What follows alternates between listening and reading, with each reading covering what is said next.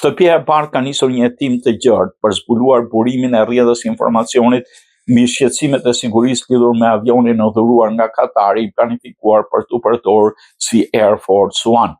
Sipas burimeve të CNN-it, disa zyrtarë federal u është kërkuar të dorëzojnë telefonat celular për verifikim nga hetuesi, ndërsa FBI ka marrë pjesë në operacion për identifikimin e personave që mund të kenë nxjerrë informacione. Hetimi është koordinuar nga shefja e stafit të shtëpisë së Bardh, Suzy Wiles, dhe drejtori i FBI Kash Patel. Sipas raportimeve, Patel ka qëndruar disa orë në krahun perëndimor të shtëpisë së Bardh ku ngrit një strukturë e posaçme për menaxhimin e hetimit. Presidenti Trump raportohet se është irrituar pas publikimit të disa detajeve mbi mangësitë e mundshme të sigurisë së avionit. Hetuesit kanë marrë në pyetje zyrtar përfshi në udhëtimet presidenciale dhe organizimin e përdorimit të avionit, ndërsa disa prej tyre kanë refuzuar të dorëzojnë pajisjet personale. Çështja u bë publike pas vendimit të Departamentit Amerikan të Drejtësisë për të lëshuar fletëthirrje ndaj 4 gazetarëve të New York Times, të cilët kishin raportuar për shqetësime të sigurisë së